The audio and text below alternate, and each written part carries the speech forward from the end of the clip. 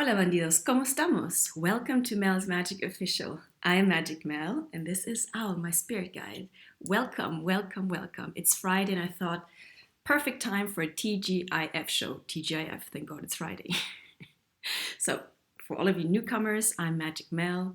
I'm a sorceress, I'm a servant to the light, I'm a magnet for miracles, I'm a child of Kalima, priestess of Sekhmet, starseed from B42 Orionis, painter of the Numinous, and so much more. So much more. So just as I am a multidimensional being, so are you. That's why you're here, because nothing is random in the universe. And how is your shadow work doing, by the way? If you haven't watched my last episode, do watch it because it might apply to you. And in case you need to do shadow work, it's okay. We all gotta do it. There's this term, light worker.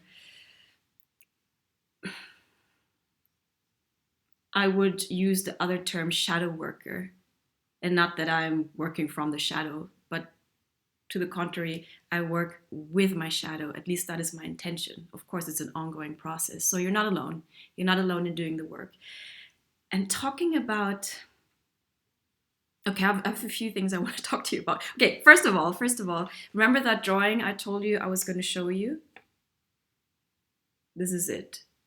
So this is actually how I work with my paintings. I make a small drawing first, like this one, and then I paint it out. Next time I'll show you the sketch of this one. But here we are. This was from a vision I had. Remember I told you that we can work with our shadow aspects in terms of active imagination? Carl Gustav Jung, he had a visualization or an image of him standing on a castle and seeing this red figure approach him, and he didn't quite know who that figure was. If you don't know the story, look it up, because it's a beautiful story of him meeting a part of his shadow aspects. And in that story, I'm going to spoil it a little bit, it wasn't necessarily, let's not be scared of the shadow either. It's not all bad and scary. Literally, the red figure in Jung's visualization was actually joy. For the entire story, look it up yourself. Jung meeting the red figure. In my case, I wanted to invite my devil for some tea. So as you see, we're in a spotlight here and there's a shadow around us. And you can look at it similarly at the light of our consciousness and the shadow of our unconscious. Because believe it or not, we mostly operate from our unconscious being. Our conscious mind is like the tip of the iceberg. It's like 4%. And then there's this huge unconscious realm, which often our ego is scared to deal with. That's why the ego, which acts like an intermediary, is scared or does not want to face the discomfort of dealing with the shadow. So the ego blocks it away. But that doesn't mean that the unconscious is not alive in us. So in terms of integration and wholeness, what we can do is interact, engage consciously with our shadow. So bring the light of our consciousness into the shadow, bring some of our consciousness into the shadow, and some of the unconscious into our consciousness. So there's a merging. And it's an ongoing process. But here's me with my devil having tea. I literally had a conversation with him, like, who are you? What do you need? What do you want? And at least I got to know him, because there's a saying, no? Something like, better the devil you know than the one you don't know, or something like that, in terms of war strategy also, where it's dangerous if you don't know who your enemy is. If you know what you're dealing with, it's actually safer. And you can consciously choose how to act and what to act out. But if we shun our subconscious, our shadow aspects, they still operate from the shadow realm, and they come out in an uncontrolled manner if we get triggered. And that can come out as a rage outburst, as a completely out of character move by us. And we ourselves might be shocked, like, oh my God, where did that come from? That was a shadow material. So it's healthier to engage in some form with our shadow. and to claim it, to accept it as part of ourselves, part of our self with capital S. So that's one thing I wanted to show you. Another thing, I went for a walk today, and actually, I don't know if you have the same, but I live in a house, and this house is a living being, i.e. it's a constant project. if you have a house, even an apartment, it's the same. No, you constantly see what needs to be done, and I can't ignore it. So I'm always tinkering about and fixing things and cleaning things. And I told myself, you know what, Magic Mel, I grant you permission to be on holiday for 3 days. Like, don't do anything. Just do whatever brings you complete joy and let little Mel have fun. Follow your intuition. Monday we start with the projects again. So I just went for a walk because I felt like it, and I was open to the universe, conversing with my Asga team. And on my way back, guess what I found? Now, it doesn't need much imagination from your part to deduct what it could potentially mean. For me, it's absolutely the yin and yang. The black part, the white part, the black in the white, and the white in the black. There's one thing I'm reflecting on, and it's the concept of ANIMA MUNDI. That is the soul of the world. Jung spoke a lot about it, and other philosophers also. But it's basically the notion that not only do we have a soul, the world is a soul, and that we are intimately, intrinsically connected with the world. It's the same idea that we are not separate from the world. All is one. And that the world, the universe, is constantly not only in relationship with us, is dialoguing with us. The only thing is, are we open to perceive that dialogue? Do we open our mind, our field of perception, to receive that communication? So this is not surprising that I found this, because it's like the soul of the world, my subconscious projected outward, conversing back to me, reflecting back to me what is going on inside me. And if we take this notion to the root of it and take the alchemical, the hermetic axiom, as within, so without, it's the same concept. Whatever you perceive and experience in your outer world is going on inside of you. That's why this integration process is so important, because we can no longer finger point and separate and blame and project our shadow onto other human beings, onto other situations, without claiming that we are taking part in that projection. And by projection, I mean that literally we are the author of our story. We are the projector of our narrative, of our script, of our movie, of which we are the director, the main protagonist, the producer. I mean, a bit like Mel's Magic Official. It's like a one-woman show here.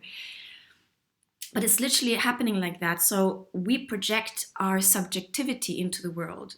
So to say that things are objective is, I don't know what the right word is subjective. Because just think about it, in your conversations with people, how the same situation can be interpreted in as many ways as there are participants in that situation, because we each come to the situation with our personal history, with our emotional filtering, with our experiences, with our biases, with our perception filters. And that is okay. That's why the universe, the mind, split into all of us avatars, no? To become conscious of itself through a particular filter. So this is Magic Mel's universe. You have your own universe that you're creating. The danger lies when we do not claim that projection that is going on constantly through us and don't take responsibility.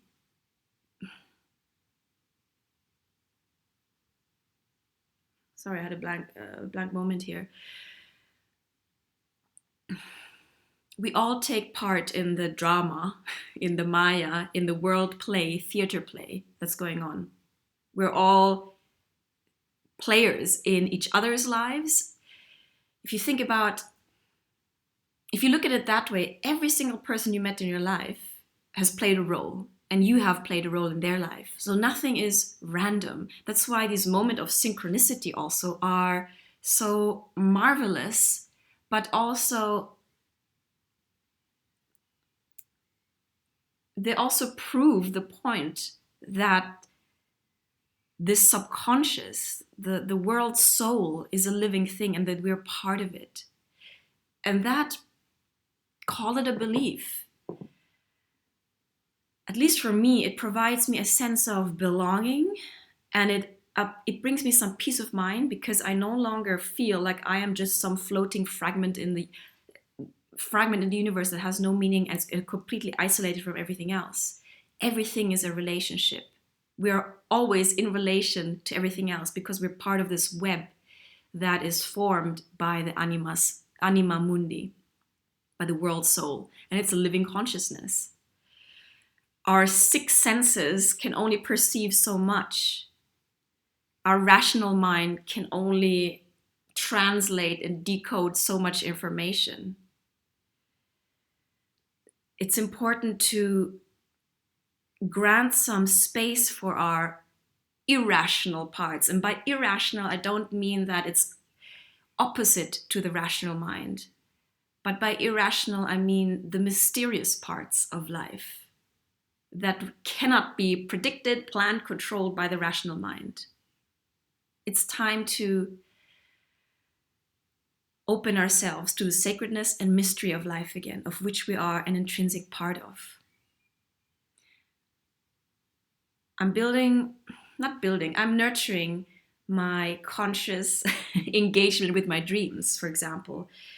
Our dreams are one way of our unconscious to speak to us. And the unconscious always tries to balance out, compensate our conscious mind. Because we can only, again, be conscious of a fragment, of a percentage of so-called reality, which is subjective.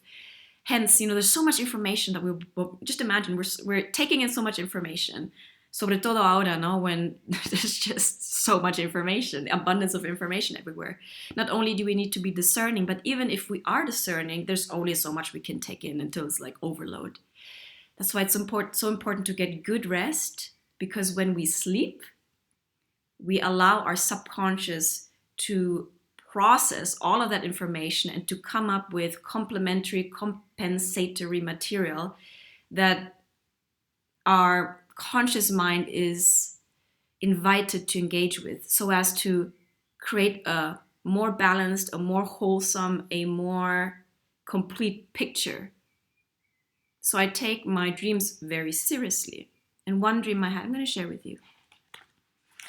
Last dream I had, actually last night, I was with a friend outside a warehouse compound. I was watching wild geese sunbathing on a garden pile of rubbish, on a pile of garden rubbish. And have these geese, they can be quite menacing sometimes when they approach you. They come like flying. But actually, my chicken, I've seen my chicken sunbathe, for example. It's the most humorous thing. The only thing missing was her sunglasses, but she was like this with her wings out, literally sunbathing. And since I had never seen that before, I thought something was wrong with my chicken. I'm like, what the hell is going on with my chicken? Chicken was Lily. Her name was Lily. But apparently she was sunbathing with her wings out because, I know, I was like, that's hilarious. So imagine these two geese sitting on a pile of garden, like cut lawn, doing like this, facing the sun, sunbathing. That's kind of a hilarious picture. So imagine those two geese sunbathing. I saw them and I was contemplating on how the earth belongs to all beings, not just us humans. All beings carry spirit. I asked myself, how can we realize that we share this planet with other beings we depend on? Behind me, an orange-green sun conure flew away. If you don't know these birds, look them up. They're beautiful. They mate for life, or they're very loyal to each other. They have a mate for life. Very romantic. I told my friend, look. But by the time my friend turned around, the bird had flown away. It's a beautiful, poetic dream. So I did some research on the dream symbology, and apparently in Celtic Christianity, wild geese are a symbol of the Holy Spirit. So I'm taking that on board. I'm not necessarily a Celtic Christian, but why not? Again, if we imagine that we are connected to all religions, all beings, all information, in terms of that's when the Akashic records come into play, no? Then why not? So imagine these geese being the Holy Spirit, or even looking at the sun receiving the Holy Spirit. It's a beautiful poetic image.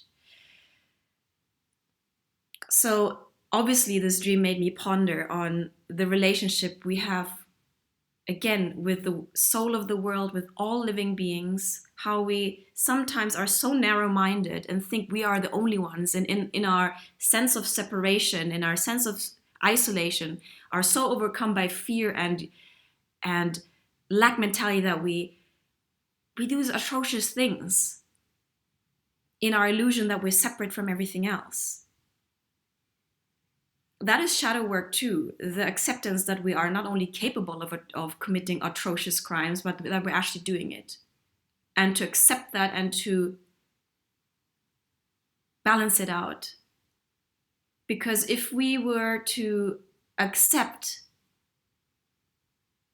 that essentially the other being, whether it's a human being or any being, is me, because if everything is split into, if we're all one, then how can I hurt the other being without being aware or conscious that I'm just hurting myself? I would be relating differently to the other being, no? And that is a sobering way of thinking, no? And I'm also not saying that let's be utopian and, that there's also this notion that death and killing in a way is part of life, because look at nature. The lions are hunting the giraffes and so on. That death, there is an element to life that involves death, and maybe we cannot get rid of all of the shadow and all of the evil and all of that stuff, because we always need this contrapunto. But I guess it comes down to each one of us to ask ourselves, well, how much of that am I part of, and how am I being passive to what's going on in the world? How am I not taking responsibility for my own shadow integration and own individuation, my own expression of my soul? Because in our dissatisfaction, in our disconnection, we're not only harming ourselves, but the world at large. In us not claiming and using our creative powers, we become destructive. We become either self-destructive, because we start loathing ourselves for not expressing ourselves creatively, or we become literally destructive to other beings. That is a truth. So there's a certain amount of responsibility we're asked to take. And I've been in that moment where I suppressed my rage, I've suppressed my own calling out of fear, and I turned self-destructive, because that energy needs to go somewhere. It doesn't just disappear. Energy doesn't disappear. It only changes or transmutes. And a lot of internal conflict is, it's a big topic, but we need to go to several ego deaths. Let's put it that way, because we need to surrender our old way of being to a new way of being. That's part of evolution, no? But often our ego is resisting and creates conflict, which is also not to judge. But that conflict can sometimes be so acute that it's pushing us to the edge, causing us a lot of suffering until we surrender. Often not without pain and suffering, but often we have to suffer so much that we just throw the white towel and say, I give up. I surrender. Not give up, I surrender. Can't do this any longer. It's a painful process, guys, but again, it's also a beautiful process, because the more conscious we become, the more accountable for our energy, for our thoughts, for our shadow, for the way we use our imagination. That's a big point here, because whether we're conscious or not, we are creating, we are using our imagination. Depends on what movie we're projecting, what thoughts we are projecting. And there's a huge narrative out there that is destructive. So I don't engage with that anymore. I really focus on what am I thinking, feeling every day? What is my state of being? Because that's how I'm contributing to the collective. The point being is the more conscious we become about it, the more liberated we are too, because we realize that we do actually have some power here and a say in how we affect the world and what we are creating. The question is, what do you want to create? To be or not to be? Because you can also choose not to be and go down the destructive way. I mean, everything exists in this world, though. Everything exists, so there's a choice point. To be or not to be. To create or to destroy. To evolve or to resist change.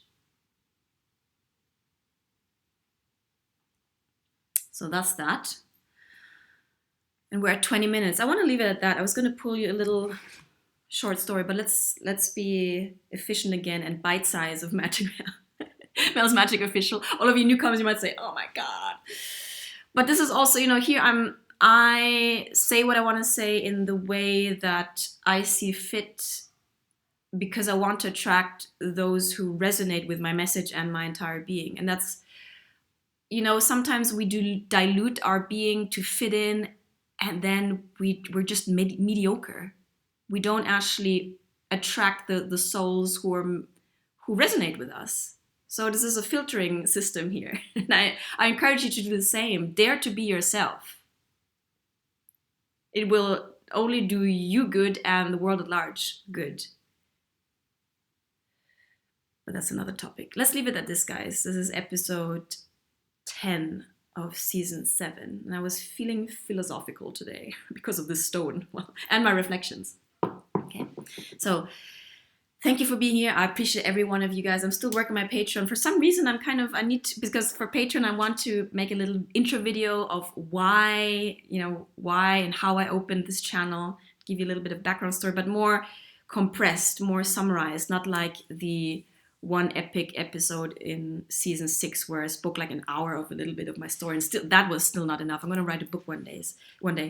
In any case, I'm still working on that, but if you enjoy my creations, I appreciate any of your contributions and your support to my channel. Truly, truly appreciate that. Stay tuned for episode 7, because today I'm a roll again. It's Friday and I'm feeling sassy.